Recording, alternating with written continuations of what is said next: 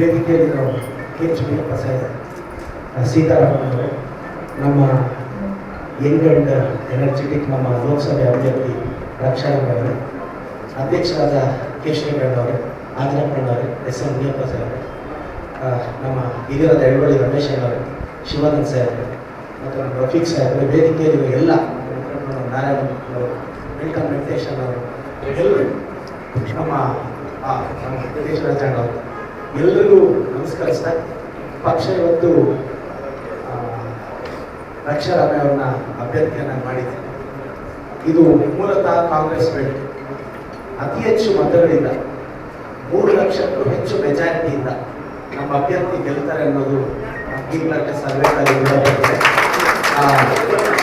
ನಾವು ಸಹಜವಾಗಿ ನಮ್ಮೊಂದು ಭರವಸೆ ಇದೆ, ಗಟ್ಟಿ ಭರವಸೆ ಇದೆ. ನಾವೆಲ್ಲ ಕಾಂಗ್ರೆಸ್ ಇದ್ದೀವಿ, ನಮಗೆ ಹಿರಿಯರ ಮಾರ್ಗದರ್ಶನ ಇದೆ.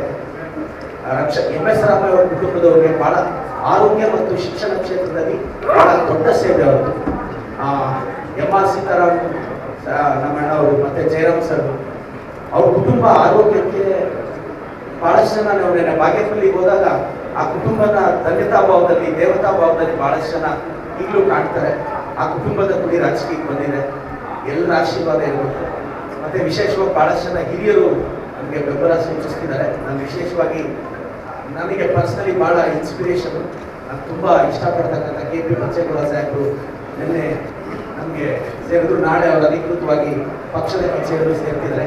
ನಮ್ಮೆಲ್ಲ KP ಬಚ್ಚೇಗೌಡ ಸಾಹೇಬರು, ಅವ್ರ ಕುಟುಂಬರು, ಅವರ ಅಭಿಮಾನಿಗಳು ನಾನು ಮನಸ್ಫೂರ್ತಿಯಾಗಿ ಸ್ವಾಗತಿಸಿದ್ದೇನೆ.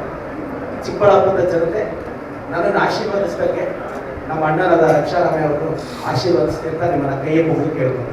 Thank you so much.